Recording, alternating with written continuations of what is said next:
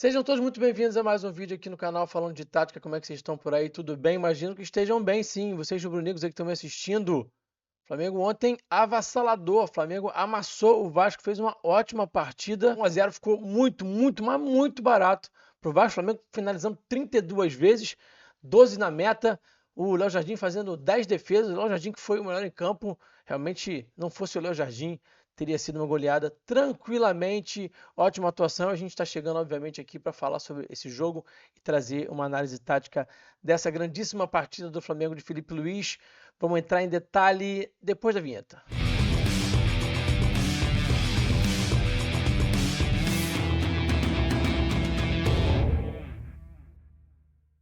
Meus amigos e minhas amigas, não esquece de deixar o like, é muito importante. Se inscreve no canal também, compartilha esse conteúdo com os amigos e com as amigas, hypa e comenta.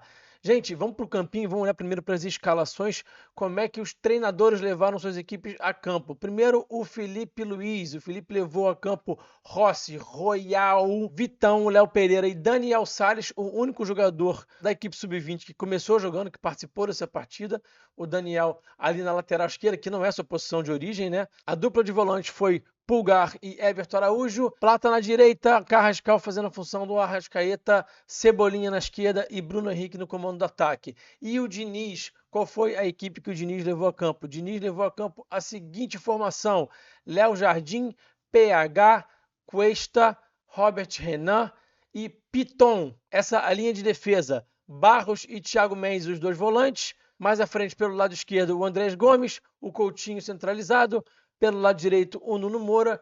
E no comando do ataque, o GB. Eu vou trazer para vocês agora, então, a análise em vídeo para a gente detalhar o que foi taticamente esse jogo. O início do jogo foi marcado por muita fumaça, então a imagem não está muito boa ali. Até teve um atraso no início da partida por conta do fumacê ali, da festa que as torcidas fizeram, né? Então a imagem não está tão nítida assim, mas dá para a gente observar bastante coisa aqui taticamente. O Flamengo começou com uma saída bem sustentada aqui, né?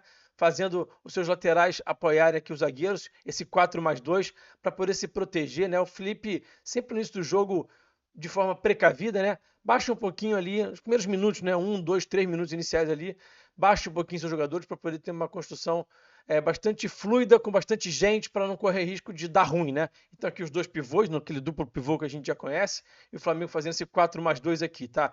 E aí, a bola vinha no Daniel e o Vasco tinha um gatilho de pressão muito claro, né? Quando a bola ia no corredor lateral, quando chegava para o lateral, o time pressionava. Então o Vasco tinha um 4-4-2 ali mais zonal, mas tinha um gatilho muito claro. Quando a bola vinha para o lado, o Vasco pressionava, e quando essa bola vinha para o Daniel teve um pouquinho de dificuldade. Então, nesse primeiro lance aqui, ele até consegue conectar um passe no Cebolinha, o Flamengo fica com o lateral, mas logo depois, ó, o Léo Pereira acha esse passe aqui no Daniel, e ele vai tentar conduzir uma bola aqui, e acaba perdendo essa bola, né? Pede falta, não consegue ficar com essa bola. O juiz não marca falta para o Vasco, né? Marca falta para o Vasco aqui nesse lance, a falta do Carrascal. Então, o Daniel com um pouquinho de dificuldade ali nesse início de conseguir manter a posse de bola. Normal, garoto, né? Num jogo grande desse, um clássico. Então, é normal. Agora aqui a gente vai ver o pós-perda do Flamengo. O pós-perda do Flamengo foi muito forte, gente. Realmente impressionante. Uma bola que o Cebolinha perde. E aí a gente já vai ver o BH pressionando, o Plata pressionando. E aí o Vasco é obrigado a dar chutão aqui com o Léo Jardim. O Flamengo muito forte no pós-perda. E também com um gatilho muito claro, né? Passe para trás, passe no Léo Jardim. O Flamengo subia suas peças, tá? Aqui o lance de perigo do Vasco. Um dos lances de perigo do Vasco, né? Só que aqui não valeu porque o Gomes estava impedido, tá? Então, se o Gomes faz esse gol aqui, não ia valer. Mas só para mostrar para vocês como é que o Flamengo montava aqui um 4-4-2, que muitas vezes era um 4-2-4 também, como vocês estão vendo aí, né? Os dois pontos avançando bastante. E aí o Pitão conseguindo achar esse passe. E aí ficou aqui um descompasso, digamos assim, entre Vitão e Royal, né? Os dois andando para frente e ficando espaço nas costas. Desentrosamento de quem está começando a jogar junto agora, né? Início de temporada e também dois atletas que estão se conhecendo agora. Então, normal, tá? A bola entrando aqui nas costas do Royal. O Gomes, que é muito veloz, conseguindo passar aqui pelo Vitão, batendo a bola na trave, mas como eu já falei, não ia valer porque ele estava impedido. Aqui a gente vai ver o Flamengo batendo no escanteio, foram 12 no total, o Flamengo gerou muito escanteio. Eu falei para vocês no pré-jogo que o Flamengo precisava ter um jogo de profundidade, jogar pelos lados para tentar gerar o escanteio, e foi exatamente isso que o Flamengo levou a campo. O plano de jogo do Flamengo, na minha opinião, bastante acertado, tá? O Flamengo com muita profundidade pelo lado direito, jogando pelos lados e conseguindo escanteios. E como eu falei para vocês, a bola parada defensiva do Vasco não é boa. Então, logo no seu segundo escanteio na partida, o Flamengo conseguiu essa grande chance aí. O Léo Jardim tendo que fazer uma das suas grandes defesas na partida, tá? Teve outros lances, logo depois desse lance aqui, teve uma cabeçada do BH que subiu muito. Então, fazia total sentido promover, olha o BH na imagem aí, fazia total sentido promover um jogo de profundidade, de corredor lateral, de força, para poder gerar escanteio, tá? Então a gente vai ver aqui, ó, o Flamengo pressionando também a saída de bola do Vasco. O Flamengo soube pressionar no tempo certo, no timing certo, tá? O Flamengo baixava ali, ficava no bloco médio de vez em quando no 4-4-2, depois conseguia avançar quando tinha esse gatilho, quando tinha esse passo para trás, o Flamengo acionava o gatilho. Subiu sempre no momento certo, muito bom o timing do Flamengo para subir pressão. E aqui o Léo Jardim dando uma pichotada aqui, errando o domínio, e o Flamengo conseguindo mais um escanteio, né? Mais um escanteio do Flamengo na partida, tá?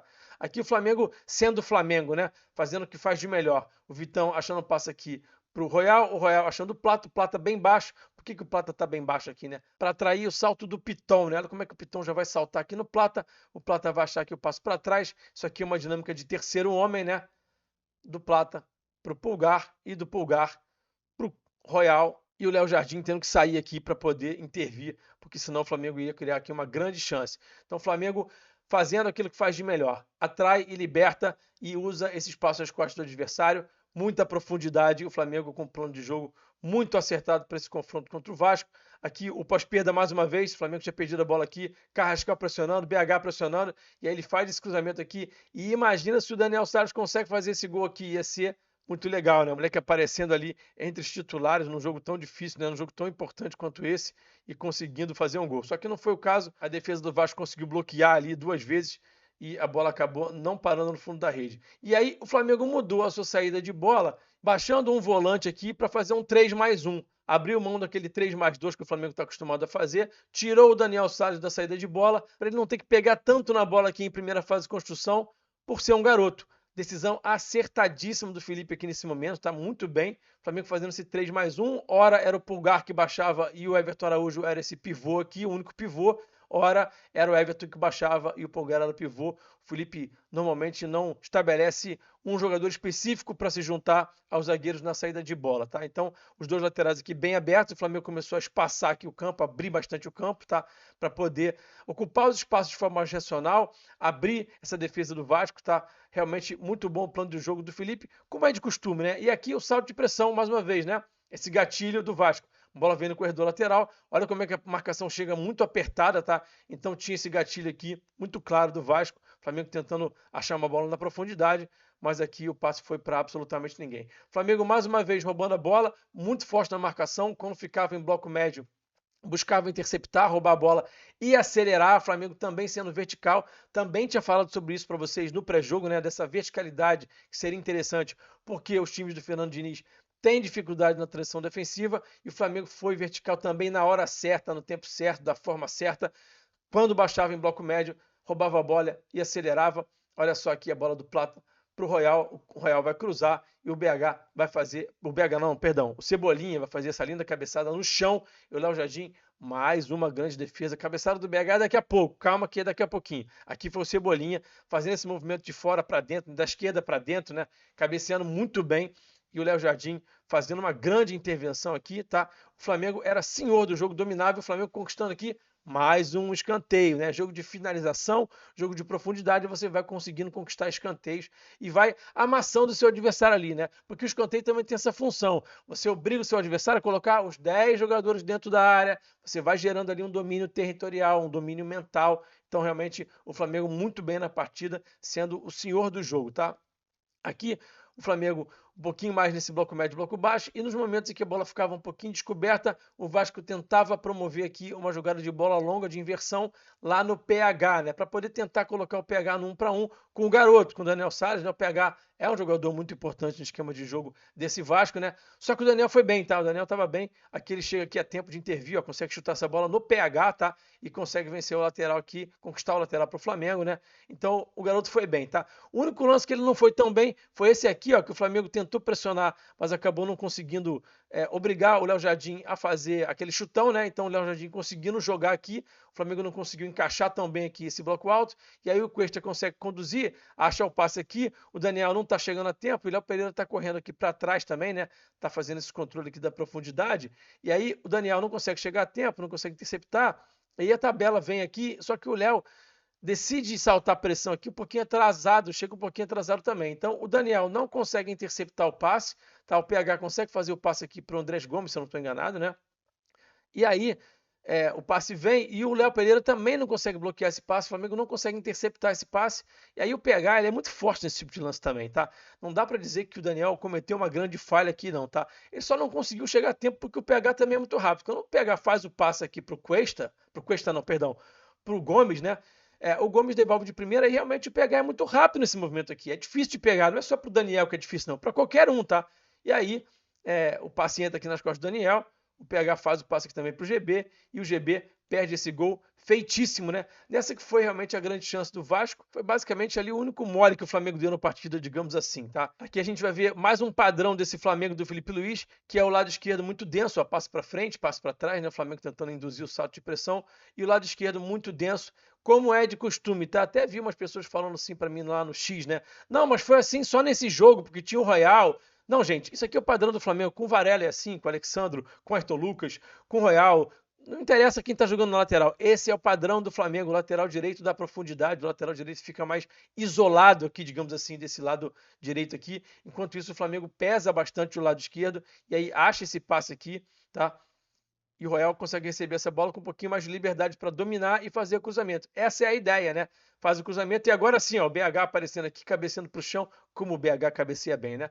E o Léo Jardim fazendo uma grandíssima defesa, mais uma, tá? Mais uma defesa. E o Flamengo vencendo muito a segunda bola, tá? Uma das coisas que fez o Vasco ter pouco volume de jogo foi o Flamengo vencer muito a segunda bola. O Vasco batia o tiro de meta longo e o Flamengo via de regra, ficava com essa segunda bola, então tirava muito volume de jogo do Vasco e também o pós-perda do Flamengo, né? O pós-perda do Flamengo também tirou muito volume do Vasco. O Vasco não conseguia avançar porque o pós-perda do Flamengo era muito forte. E aí o Carrascal fez isso aqui, né? Ah, PH, calma aí, meu filho, você veio de garfo, olha só. PH veio de garfo, mas era dia de sopa, olha só. Vixe Maria, Carrascal não faz isso com ele não, que ele tem família, meu filho. Que coisa linda, né? O Carrascal, para variar, com jogadas plásticas, né? O seu futebol muito plástico, de belos domínios, de dribles bonitos, né? E na noite de ontem também sendo bastante eficiente, fazendo inclusive o gol do jogo. Aqui o Flamengo nesse 4-4-2, olha só, tá? O Flamengo montando esse 4-4-2 aqui, como eu já tinha falado para vocês, em bloco médio, tá? Para tentar interceptar. E aí os pontas, né, tinham muita liberdade para andar para frente, né? A gente está vendo aqui o Coutinho saindo do bloco para tentar buscar essa bola e o Plata vai apertar ali, tá? Agora é o Cebolinha que vai andar para frente. Então muitas vezes o Flamengo ficava aqui num 4-2-4, olha só. Os dois do meio ali, os dois que ficam mais avançados já naturalmente, né? Carrascal e BH, o 10 e o 9, né? 10 e o 9 de função, tá? Não na camisa, né?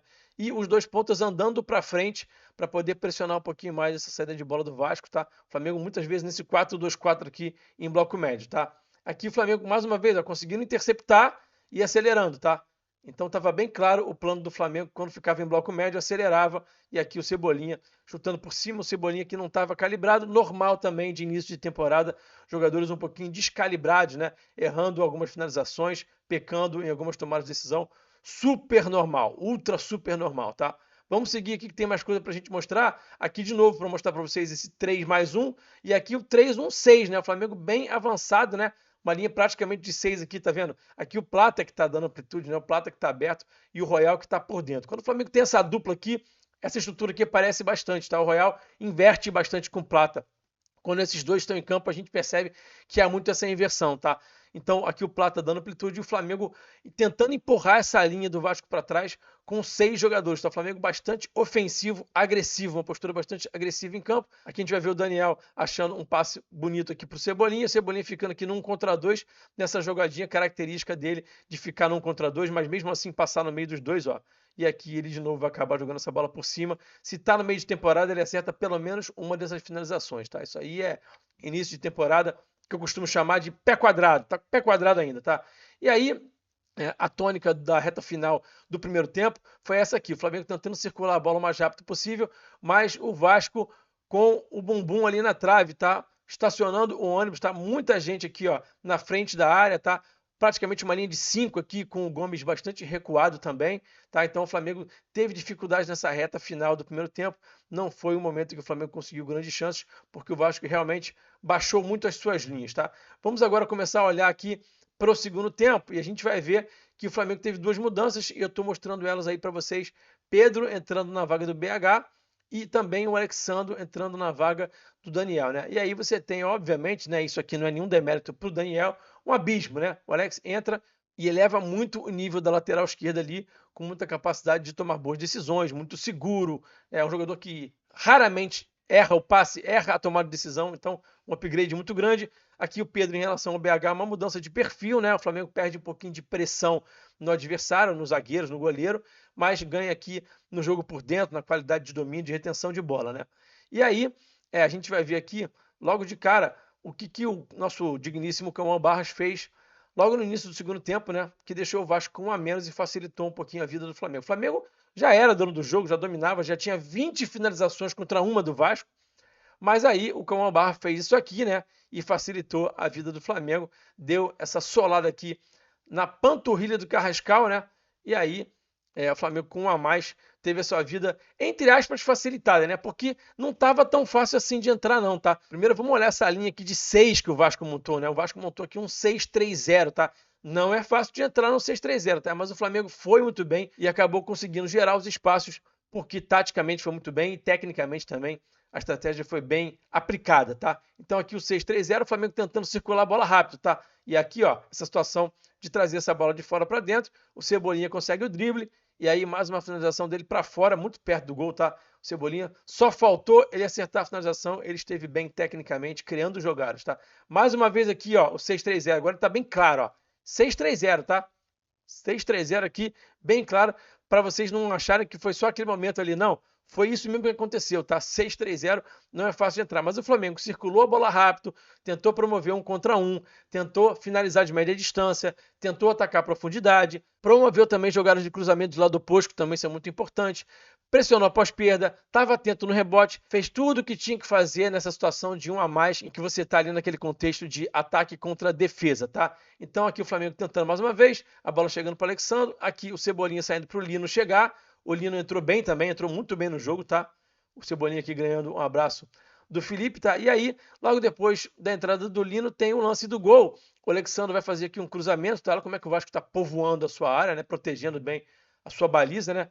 Aí a zaga do Vasco vai tirar, a bola chega aqui pro Léo, e o Léo vai fazer um lançamento aqui pro Royal, que faz muito bem aqui esse movimento de atacar a profundidade, como eu tinha falado para vocês.